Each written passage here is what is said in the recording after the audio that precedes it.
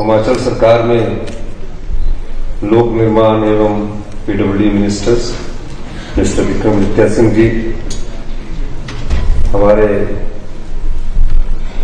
हरकी के विधायक संजय अवस्थी जी, शिमला के मेयर सुरेंद्र चौहान जी, सेक्रेटरी दिवेश जी, मंच पर विराजमान सभी अधिकारीगण, हमारे जिनके साथ एमओयू हुए सभी सम्मानित अतिथिगण, सभी नगर निगम से आए हमारे मेयर,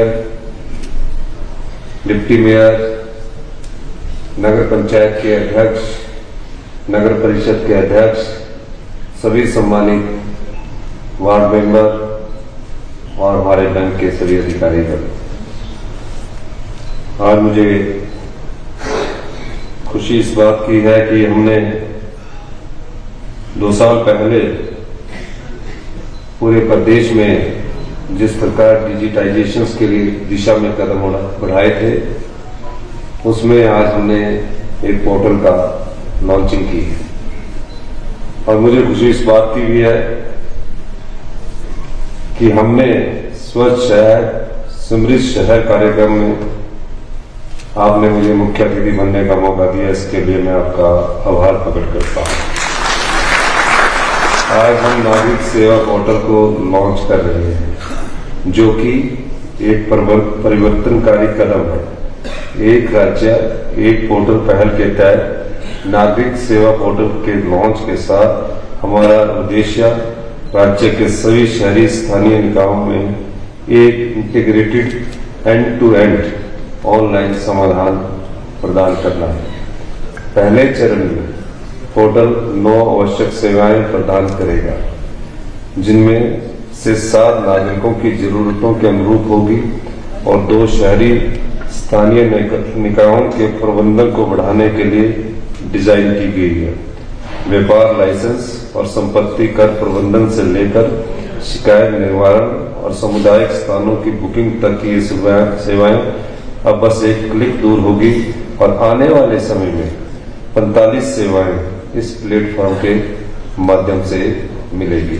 मैंने अधिकारियों को और भी निर्देश दिए हैं कि इसमें प्लम्बर, इलेक्ट्रिकल सिटीज और जो कंप्लेंट पब्लिक की होगी, जो यूएलबीज में रहते हैं, म्यूनिसिपल कम्युनिटीज में रहते हैं, उनके लिए भी हमारी सरकार सुविधाएं प्रदान करेगी, ताकि उन्हें इधर उधर ना भटकना पड़े और फोन करके उनके पास जब उनकी पानी की समस्या आएगी या सीवरेज की कोई समस्या आएगी तो वो सुविधा उनको हम उपलब्ध करवाएंगे। मैं यह भी बताना चाहूंगा कि सिटीजन सेवा पोर्टल के माध्यम से गार्बेज कलेक्शन और बिलिंग के लिए शहरी क्षेत्रों के 2.82 लाख घरों के गार्बेज आईडी बनाए जाएंगे और आने वाले समय में इन सभी रजिस्टर्ड इकाइयों को डिजिटल पहचान प्लेट्स भी दी जाएगी। मैं यह भी बताना चाहूंगा कि नागरिक सेवा पोर्टल एक प्रणाली से कहीं अधिक है। यह प्रगति के प्रति हमारी प्रतिबद्धता है, जीवन को सरल बनाने की दिशा में एक कदम है तथा सभी के लिए एक उज्जवल भविष्य का वादा है। बढ़ते शहरीकरण को देखते हुए वर्तमान प्रदेश सरकार ने शहरी स्थानीय निकायों के साथ लगते सेमी अर्बन क्षेत्रों को पहली बार दिसंबर 2024 से शहरी स्थानीय निकायों की परिभाषा में लाया है, ताकि इन क्षेत्रों में समुचित एवं सुनिश्चित विकास सुनिश्चित किया जा सके। प्रदेश सरकार ने दिसंबर 2024 में 14 नई नगर पंचायतों का गठन किया है। 3 नगर परिषदों को अपग्रेड करके म्यूनिसिपल कॉर्पोरेशन बनाया गया है और 3 नगर पंचायतों को अपग्रेड करके उन्हें नगर परिषद का दर्जा दिया गया है। आज प्रदेश में 74 शहरी स्थानीय निकाय हो गई है। पहले ये स्थानीय निकाय केवल परंपरागत कार्य कर रहे थे, लेकिन समय के साथ साथ इन निकायों के कार्यों में बदलाव लाया गया है और अब यह निकाय विभिन्न योजनाओं का सफलतापूर्वक तरीके से लागू कर रहे हैं। राज्य में पहले कचरा इकट्ठा करना और उसके निपटारे के लिए शहरी स्थानीय निकायों के पास कोई तंत्र नहीं था, शहर के कचरे को खुले में फेंक दिया जाता था और स्वच्छ भारत मिशन के अंतर्गत राज्य के हर शहरी स्थानीय निकायों में सेग्रीगेटेड ढंग से डोर टू डोर कचरा इकट्ठा किया जा रहा है। कचरे के वैज्ञानिक निपटारे के लिए आधुनिक सुविधाएं विकसित की जा रही है। हिमाचल प्रदेश को खुले में शौच मुक्त राज्य घोषित किया गया है। राज्य में सिर पर मैला ढोने की प्रथा को पूरी तरह समाप्त कर दिया गया है। शहरी क्षेत्रों के कचरे के सही निपटारे के लिए नियमों का पालन सुनिश्चित किया गया है।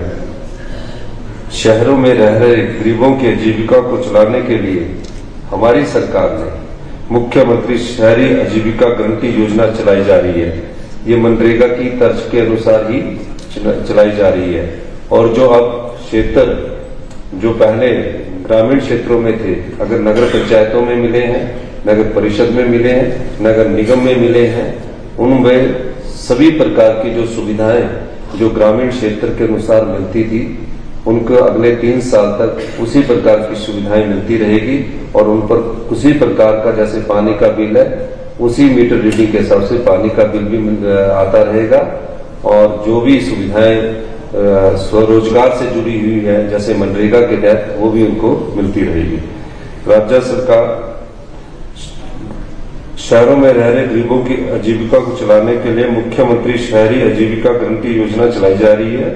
इसके तहत जरूरतमंदों को 120 दिनों का रोजगार दिया जा रहा है। हिमाचल प्रदेश देश में शहरी क्षेत्रों में आजीविका गारंटी प्रदान करने वाली इस अनूठी योजना को लागू करने वाले अग्रणी राज्यों में से एक है। राज्य सरकार शहरी स्थानीय निकायों में पार्किंग के निर्माण में पार्कों के विकास पर विशेष बल दे रही है तथा स्थानीय नागरिकों को अच्छी सुविधा मिले। सरकार के प्रयासों का नतीजा है कि शिमला शहर को ईज ऑफ लिविंग इंडेक्स में पूरे देश में पहला स्थान प्राप्त हुआ है। शहरी क्षेत्रों में सॉलिड वेस्ट मैनेजमेंट की स्थिति सुधारने के लिए आवास और शहरी मामलों के मंत्रालय और राष्ट्रीय शहरी मामलों के संस्थान के साथ साझेदारी की है। यह साझेदारी सार्वजनिक सेवा के लिए ग्लोबल प्रैक्टिसेस और आधुनिक तकनीक को अपनाने के लिए हमारी प्रतिबद्धता दर्शाती है।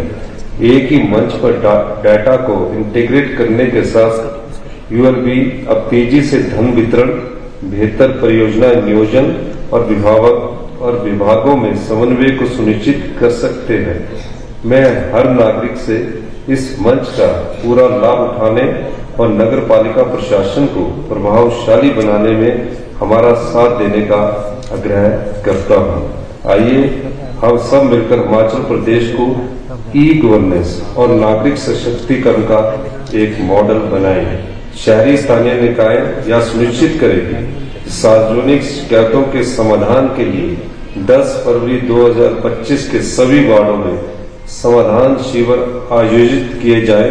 इसके साथ ही सभी शहरी स्थानीय निकायों में स्वच्छ शहर समृद्ध शहर के रूप में 2 महीने का जागरूकता कार्यक्रम 5 फरवरी 2025 से शुरू होगा। राज्य में गार्बेज मैनेजमेंट को मजबूत करने के लिए जर्मन विकास सहयोग एवं आईआईटी रोपड़ से भी सहयोग लिया जा रहा है।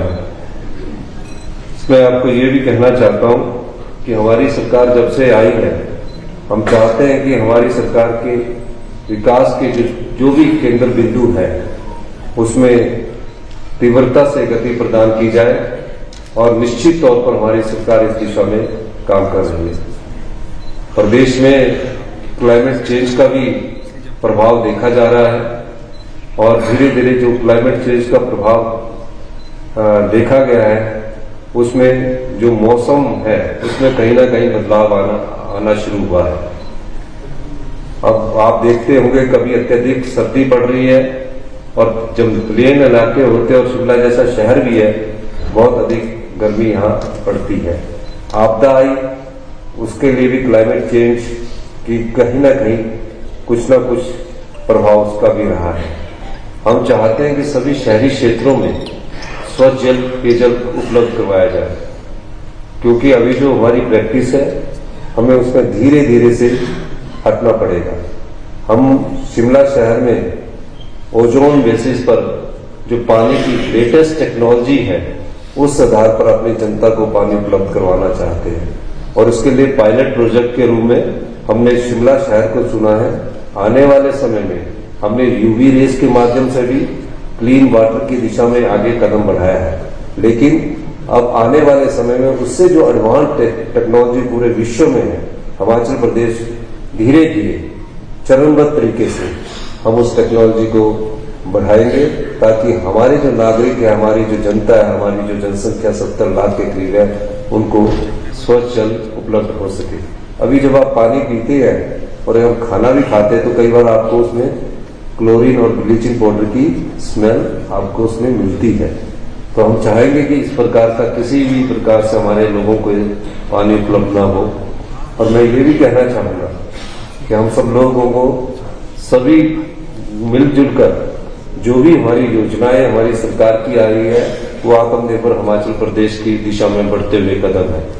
हमारा लक्ष्य है 2027 को हम हिमाचल प्रदेश को अपने पांव पर खड़ा करें और आत्मनिर्भर बनाएं और 2032 तक हिमाचल प्रदेश हिंदुस्तान का सबसे समृद्धशाली और अमीर राज्य बने। इस दिशा में हम नीतिगत बदलाव ला रहे हैं, कानून बदल रहे हैं, नियम बदल रहे हैं और जीवन को आसान बनाने के जो तरीके हैं उस दिशा में हम आगे बढ़ रहे हैं। मुझे खुशी है कि कुछ समय से तक पहले ये सोच बहुत कम थी, लेकिन हमारे प्रयासों से पिछले 1.5 वर्ष से सोच में बदलाव आया है और हम चाहते हैं कि हिमाचल प्रदेश एक समृद्धशाली और अमीर राज्य बने।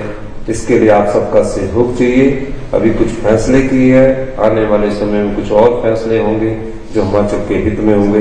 इन्हीं शब्दों के साथ आपका बहुत बहुत धन्यवाद। जय हिंद, जय माता।